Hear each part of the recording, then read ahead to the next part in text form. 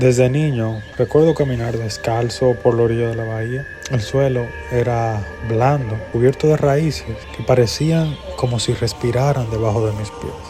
Al mirar a mi alrededor, un bosque extraño surgía como si fuera debajo del agua, y eran los manglares, que luego, al ser ya mayor, comprendí que eran los guardianes verdes que siempre me daban esa sensación de estar en un lugar tranquilo y sagrado.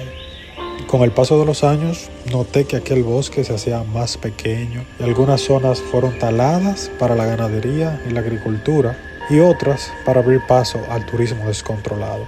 El ecosistema de manglar que protege nuestras costas y sirve de refugio a tantas especies, hoy está en serio peligro. Eso quizás fue una de las cosas que levantó mi pasión y me motivó a estudiar biología. Luego de convertirme en biólogo, me interesó trabajar con los ecosistemas costeros, en especial los ecosistemas de manglar. Esa es la narración de Lemuel Familia desde República Dominicana. Esto es Raíces Sonoras, el podcast elaborado por la Red de Jóvenes Profesionales de la Comisión en Gestión de Ecosistemas de la UICN en la región de México, Centroamérica y Caribe. Estas son voces de una región vibrante, llena de vida, de ritmos y formas. Si guardamos silencio, podemos escuchar cómo su estructura respira en maneras complejas y maravillosas. Acompáñanos a descubrirlo. Les habla Vania Olmos-Lau, su locutora de hoy. En este episodio exploraremos qué es y para qué sirve la Lista Roja de Ecosistemas de la UICN. Seguro ya conoces la Lista Roja de Especies Amenazadas. Esta es la lista que nos indica si una especie está en peligro de extinción, vulnerable o casi amenazada. ¿Pero sabías que también existe una Lista Roja de Ecosistemas?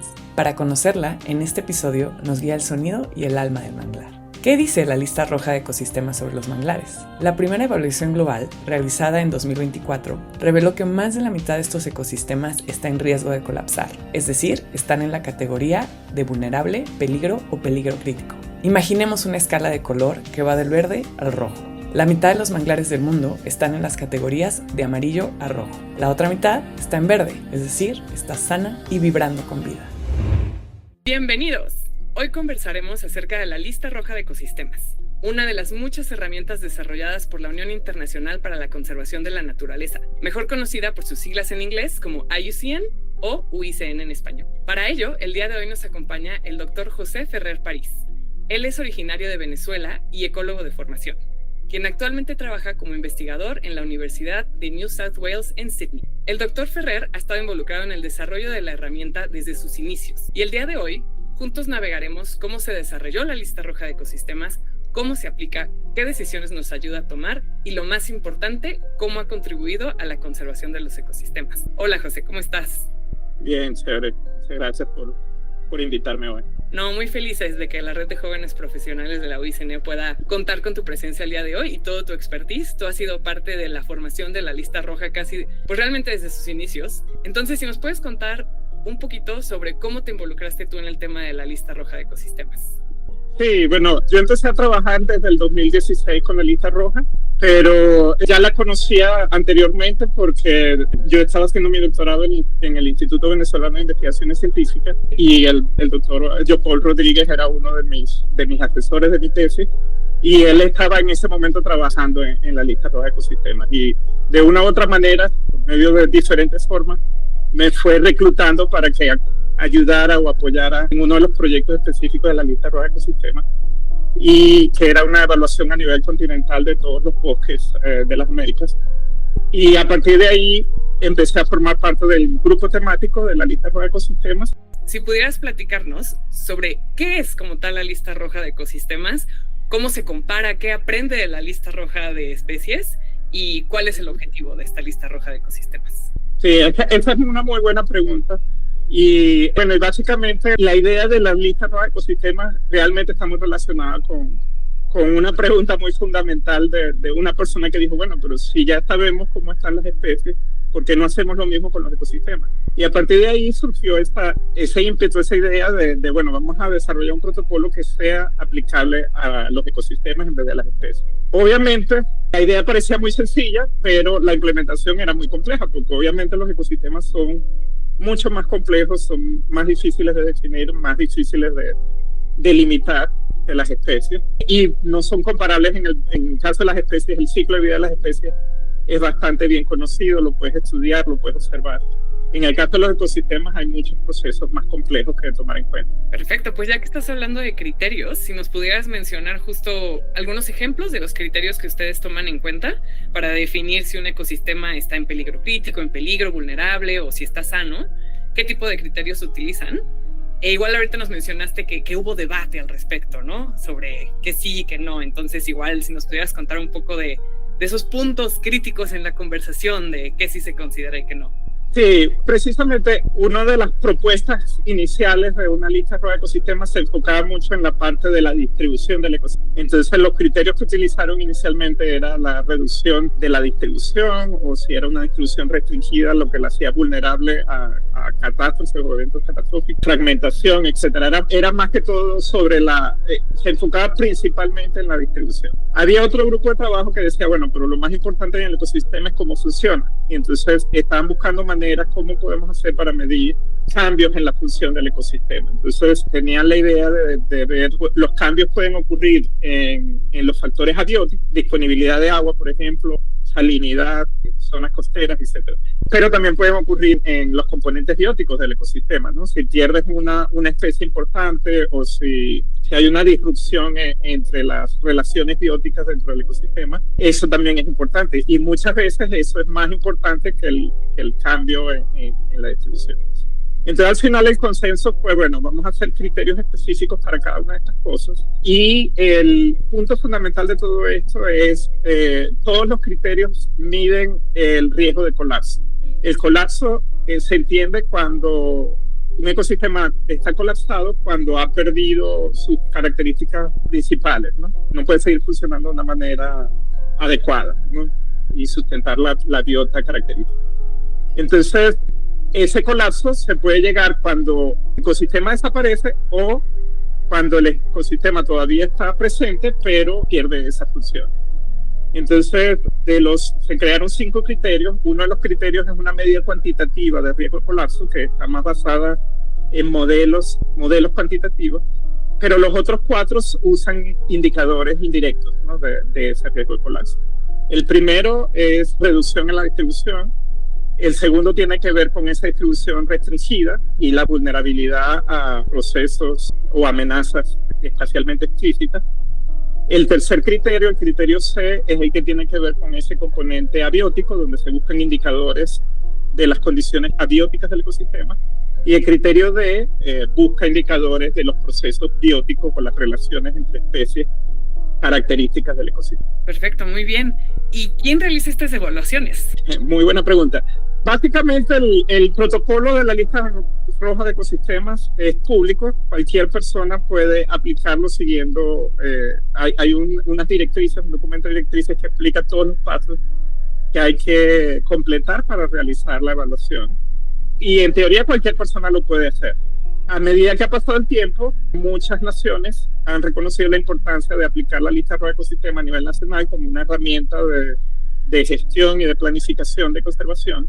Y entonces han creado alianzas de diferentes tipos entre instituciones para completar esas listas rojas a nivel nacional. Entonces hay varios ejemplos donde por ejemplo, el Ministerio del Ambiente de un país colabora o le solicita a una institución académica que haga la lista roja de ecosistemas, pero después la adopta como un instrumento gubernamental.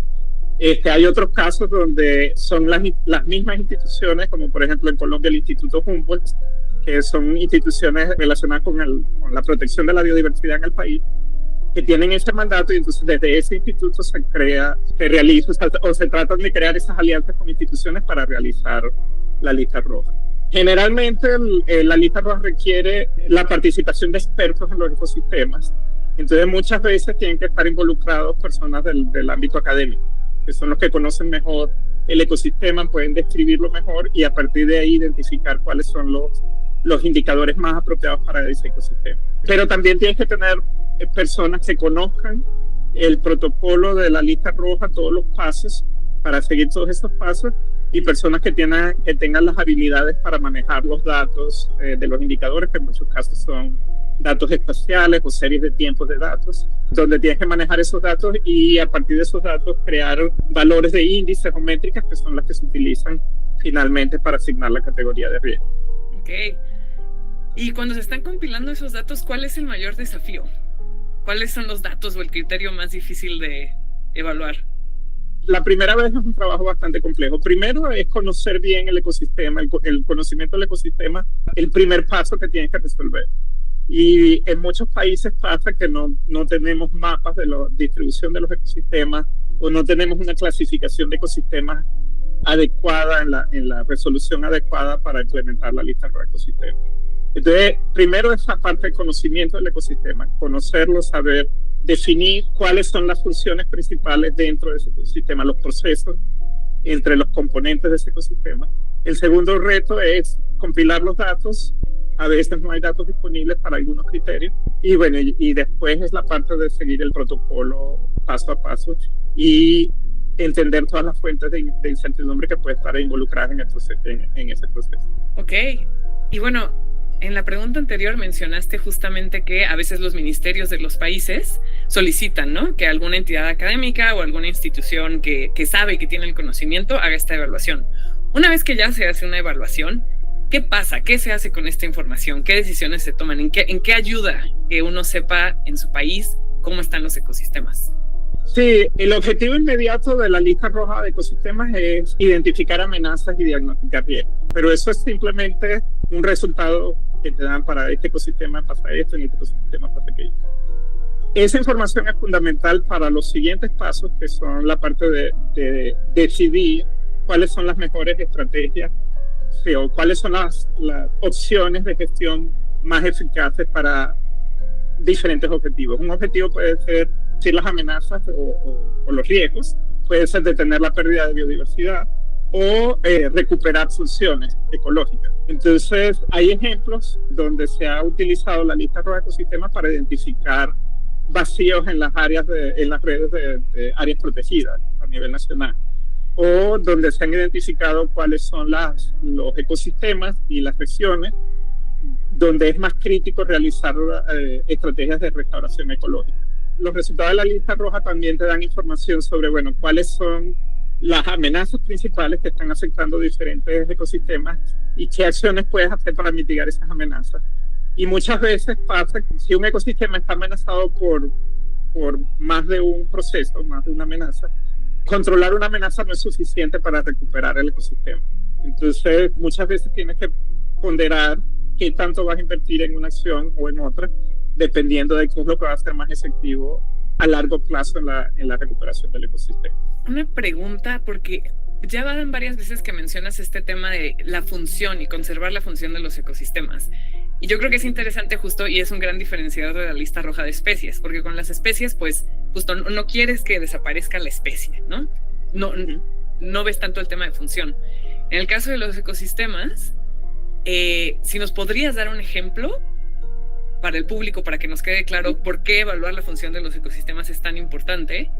¿Qué es una función que un ecosistema podría perder y cuál es el riesgo de eso? Si nos puedes dar un ejemplo. No sé, es un ejemplo complejo. Me gustaría hacerte un par de preguntas más, y es sobre cómo se ha aterrizado la adopción de la lista roja de ecosistemas. Entonces, ¿nos puedes contar de algunos países que ya hayan hecho evaluación de lista roja de ecosistemas? Sí, a nivel global hay muchos buenos ejemplos de países que adoptaron la lista roja de ecosistemas desde muy temprano y que ya han hecho varias evaluaciones. Uno de los ejemplos más importantes a nivel global son Colombia y Sudáfrica. Son países que ya han realizado estas evaluaciones varias veces. Aquí en Latinoamérica también Chile fue uno de los primeros países en realizar la lista roja de ecosistemas, y también recientemente hicieron una actualización. Entonces, en Sudamérica, por lo menos Colombia y Chile son los pioneros en esto. Venezuela también tiene una lista roja de ecosistemas, fue realizada también temprano, fue una de las primeras, pero no se ha actualizado recientemente y ahorita no tiene... La diferencia entre estos tres es que en el caso de Colombia está más institucionalizada que en los otros países. Actualmente hay varios países que están trabajando en esto. En Perú hay una iniciativa para trabajar en la lista roja de ecosistemas de Perú. donde están congregando a varias instituciones nacionales, gubernamentales nacionales, para realizarla. Sé que hay grupos en Bolivia y en Brasil también, que están, en el caso de Brasil es a nivel regional, en una zona de Brasil, no es a nivel nacional. En el caso de Bolivia sí es una iniciativa a nivel nacional. Hay varios grupos aislados que han hecho evaluaciones, ya sea regionales, o que están haciendo evaluaciones estratégicas enfocándose en ecosistemas específicos. Sé que eso está pasando, o conozco ejemplos en Ecuador, en México. Costa Rica hace mucho tiempo hizo una evaluación nacional, una de las primeras, pero fue como un estudio piloto de cómo hacer la evaluación. Y ahorita quieren hacer una evaluación completa a nivel nacional. En México, creo que en varios estados de México creo que la están haciendo, creo que Oaxaca es uno, y bueno, en varios países de Centroamérica también.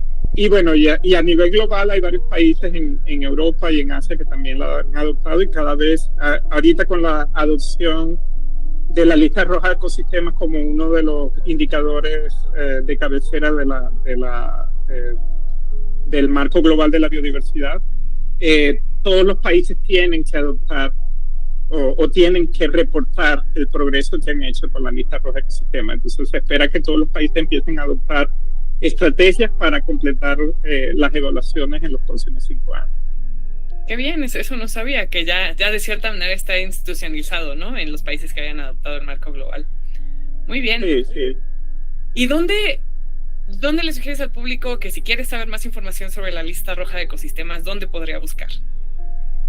Perfecto. Sí, hay una página web de la lista roja de ecosistemas, que es el principal mecanismo de difusión que tenemos. Y dentro de la red de UICN también nos pueden contactar por uno de los mecanismos de la red de UICN, del grupo temático de lista roja de ecosistemas. Perfecto. Te voy a hacer una pregunta bonus, pero si tuvieras, antes de esta pregunta de tu mensaje a los jóvenes, ¿no? ¿Tienes algún ejemplo de una decisión que se haya tomado gracias a la lista roja de ecosistemas? Sí, hay varios ejemplos a diferentes escalas. Uno de ellos es en Colombia. En Colombia hay 2 ejemplos de la aplicación de la lista roja precisamente para la identificación de vacíos en la red de áreas protegidas y para estrategias de restauración. Ok, perfecto. Bueno, pues José, muchas gracias por habernos acompañado, y antes de cerrar nos encantaría escuchar. Este podcast es producido por la Red de Jóvenes Profesionales de la Comisión en Gestión de Ecosistemas de la UICN. Entonces, ¿qué mensaje le podrías dar a los jóvenes que están empezando o ya avanzando su carrera profesional en el mundo de conservación? De lo que hayas vivido tú, ¿qué mensajes, qué experiencias, lecciones aprendidas podrías compartir? Bueno, realmente yo creo que los jóvenes realmente son un pilar fundamental de organizaciones como la UICN. Yo he aprendido mucho, he tenido el privilegio de trabajar con gente muy experimentada y con gente con mucha visión, como el doctor John Paul Rodríguez, el profesor David Keith, la profesora Emily Nicholson. He aprendido muchísimo, pero yo creo que ese conocimiento tiene que ir pasando de generación en generación. Necesitamos jóvenes que empiecen a aprender y empiecen a tomar las riendas de todas esas iniciativas y todas esas actividades. Bueno, aprender no es la mejor palabra, porque realmente yo siento que en todas las interacciones con jóvenes, ambos estamos aprendiendo. Muchas veces uno tiene que aprender de los jóvenes cosas nuevas que uno ya no sabe cómo hacer. Pero sí, es un aprendizaje mutuo, pero esa participación es bastante importante. Y yo creo que todas las comisiones de UICN, todos los grupos de trabajo, todos los grupos temáticos necesitan de esa contribución de los jóvenes que tienen ese entusiasmo, que tienen esa iniciativa. Una última preguntita. Hablaste de tomar las riendas, ¿no? Que los jóvenes necesitan tomar las riendas para hacer esta transición, este legado, este relevo. En tu experiencia, ¿cómo tomaste tú las riendas? En mi caso en particular, yo ya tenía una conexión personal y ya teníamos una experiencia profesional, John Paul y yo, y él identificó un problema y dijo, yo creo que esta persona nos puede ayudar. Y así fue como me trajeron al grupo. Y yo al principio no sabía mucho de qué era lo que iba a hacer dentro de esto. Yo lo vi más que todo como un trabajo muy específico que iba a hacer. Pero realmente quedé conectado con toda esa dinámica de lo que estábamos haciendo y con la importancia y las repercusiones del trabajo que estábamos haciendo. De la manera como estaba diciendo, al mismo tiempo yo voy aprendiendo, pero no solo aprendiendo, sino también contribuyendo. Y esas contribuciones son reconocidas dentro del grupo. Y así es como me he establecido dentro de este grupo. Y yo creo que eso no es un accidente, eso fue muy estratégico de parte de los líderes del grupo, de captar esos talentos jóvenes. Y eso es lo que estamos haciendo ahorita también. Yo participo en una de las comisiones de la tipología global de ecosistemas, y dentro de la comisión invitamos a expertos de ecosistemas, pero también estamos invitando a jóvenes que son, vamos a decir, son los expertos emergentes. Son jóvenes que han demostrado su capacidad y sus características, y que creemos que ellos en el futuro van a ser esos expertos que van a formar parte de estos grupos temáticos y grupos de trabajo. Perfecto, José. Creo que es un gran ejemplo de la importancia de estos esfuerzos intergeneracionales y también de ser parte de una red, ¿no? Entonces, ¿no? Muy bien, José, pues muchísimas gracias por habernos acompañado el día de hoy. Un último mensaje antes de que nos despidamos. Bueno, realmente estoy muy alegre de mantener este contacto con la gente en Latinoamérica. Yo llevo ya 6 años aquí viviendo en Australia, pero siempre estoy pendiente de todas las iniciativas que se dan en la región. Y me parece que, como tú dices, la red es muy importante para conectar diferentes personas alrededor del mundo. No solo esta conexión intergeneracional, pero también esa conexión a través de los continentes, ¿no? Entonces, desde Australia apoyamos, yo particularmente siento que una de mis misiones es tratar de apoyar esas iniciativas regionales en Latinoamérica, y para que, bueno, podamos trabajar juntos para un futuro mejor para el planeta y para la humanidad. Y si nuestros escuchas quisieran buscarte, ¿dónde te pueden encontrar? ¿Tienes LinkedIn, alguna red social? Sí, LinkedIn es una de las pocas que uso de las redes sociales. Yo no soy muy bueno en las redes sociales, pero en LinkedIn pueden encontrar mi perfil, y por supuesto en el perfil de la universidad también. No soy un experto en redes sociales, pero siempre estoy, a través de mi correo electrónico de la universidad también me pueden contactar. Y siempre trato de responder lo más pronto posible a cualquier pregunta. Perfecto, eso se aprecia mucho siempre. Pues muchísimas gracias, José. Hasta luego. Ahora ya entendemos cómo se decide en qué categoría se coloca un ecosistema. Y ya escuchamos ejemplos de cómo estas evaluaciones ayudan a tomar decisiones estratégicas en favor de su conservación. Volvamos a los manglares en la lista roja de ecosistemas. En nuestra región tenemos presentes todos los colores que representan las categorías de riesgo que reconoce la lista. La mayoría de los manglares en México, Centroamérica y el Caribe se encuentran bajo la categoría de vulnerable, señalada por el color amarillo.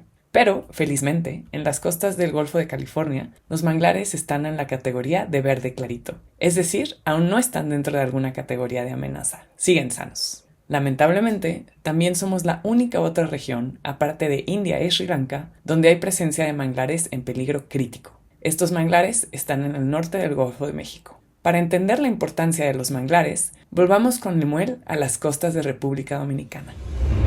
Los manglares son uno de los ecosistemas más productivos del planeta. En la República Dominicana, de donde soy, contamos con 4 especies principales: el mangle rojo, negro, blanco y botón. Estos son bosques costeros que funcionan como barrera natural contra huracanes. Filtran agua, reducen la erosión y son criaderos de peces, cangrejos y aves. Ahora bien, más del 70% de los manglares en el Caribe se encuentran en nuestras costas atlánticas y caribeñas. Gracias a ellos, comunidades pesqueras sobreviven, el turismo ecológico encuentra belleza escénica única y la biodiversidad de nuestro país se enriquece con especies endémicas y migratorias.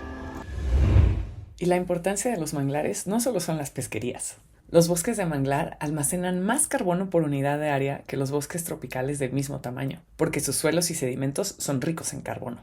Además, a nivel global, protegen contra inundaciones costeras a 15 millones de personas y a 65,000 millones de dólares en propiedades por el daño que ayudan a prevenir en situaciones de desastres costeros como tormentas y huracanes. Yo fui parte de una investigación sobre el Parque Nacional Jaragua, los Haitises y el Parque Nacional Manglares del Bajo Yuna, y encontramos que aunque en algunas zonas los manglares se expanden, particularmente en las áreas protegidas, otros sufren degradación acelerada y muchos más los manglares que están fuera del Sistema Nacional de Áreas Protegidas. En zonas como Sabana de la Mar podemos encontrar grandes árboles hasta de 25 metros que mueren por el mal drenaje de la tierra para ganadería. ¿Por qué? Porque hacen canales y surcos para que drene todo el agua, secando la tierra para luego ser convertida en pasto. Desde muy pequeña estuve rodeada de naturaleza, cerca de la playa y un bosque de manglar hermoso. Allí observaba las 4 diferentes especies de mangle, el mangle rojo, con sus grandes raíces en el agua que le daba hogar a peces, equinodermos, crustáceos y nidarios. Pero con el tiempo, esa dinámica de la naturaleza comenzó a cambiar. Ya no solo llegaban peces a las raíces del mangle rojo, también venía mucho plástico y basura que quedaba atrapada en las raíces. Las otras especies de mangle ya habían desaparecido por la construcción de hoteles y otras atracciones turísticas. Hoy veo esos manglares, los cuales nos protegen de huracanes, ciclones y tormenta, que purifican nuestras aguas y que son hábitat para vida marina, a punto de desaparecer por completo. Y me da una preocupación profunda de cómo estamos destruyendo una parte de lo que somos. Esa última fue la voz de Andreina Valdés Trinidad, quien actualmente trabaja en la Fundación Dominicana de Estudios Marinos. Y la importancia de los manglares no solo son las pesquerías. Los bosques de manglar almacenan más carbono por unidad de área que los bosques tropicales del mismo tamaño, porque sus suelos y sedimentos son ricos en carbono. Además, a nivel global, protegen contra inundaciones costeras a 15 millones de personas y a 65 mil millones de dólares en propiedades por el daño que ayudan a prevenir en situaciones de desastres costeros como tormentas y huracanes. Ahora escuchemos cómo los jóvenes trabajan con la lista roja de ecosistemas. David Mejía, originario de Honduras, quien actualmente trabaja en las oficinas de Costa Rica de la UICN, nos cuenta.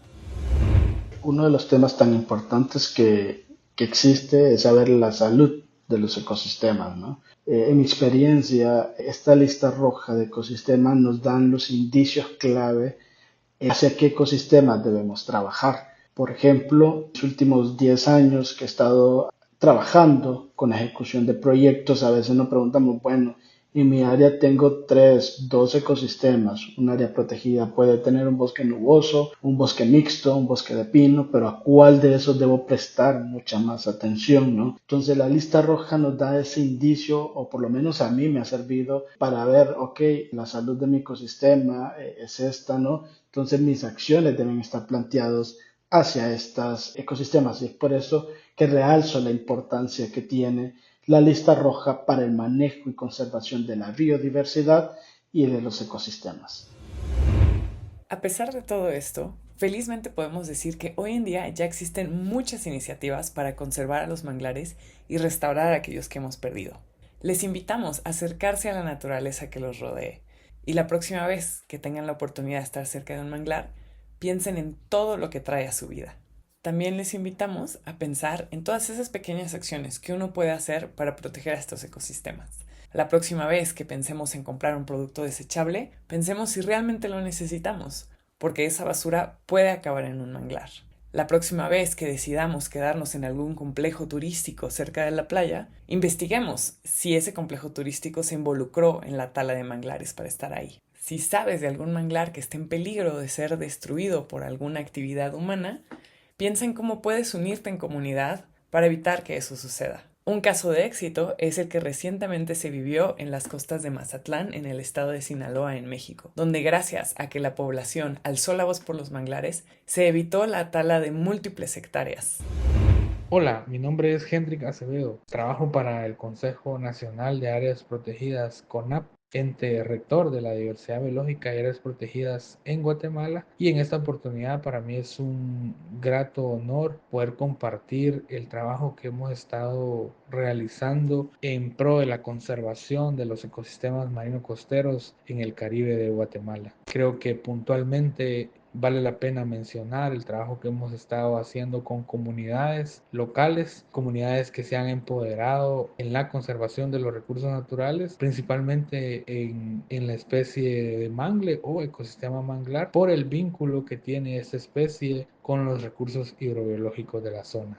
Contarles que a solicitud de comunidades se han declarado áreas de no pesca que tienen estrecho vínculo entre el pasto marino y el ecosistema manglar por el ciclo reproductivo de especies emblemáticas y de importancia comercial en el Caribe de Guatemala. Otra acción importante que creo que vale la pena mencionar es las acciones de restauración y de reforestación con comunidades, gente que ha querido establecer viveros de mangle en sus comunidades y posteriormente el traslado a áreas donde se han identificado vacíos de estas especies en la zona, y es por ello que se han promovido las acciones de restauración y de reforestación. Se ha iniciado el acceso a incentivos forestales por conservación de bosques latifoliados y bosque manglar como tal, y tenemos historias de éxito de gente que ya está recibiendo un incentivo forestal o un incentivo económico por la conservación de estos recursos, que ha sido ese trabajo de buena gobernanza en el territorio que nos ha permitido poder consolidar las acciones de conservación del ecosistema manglar.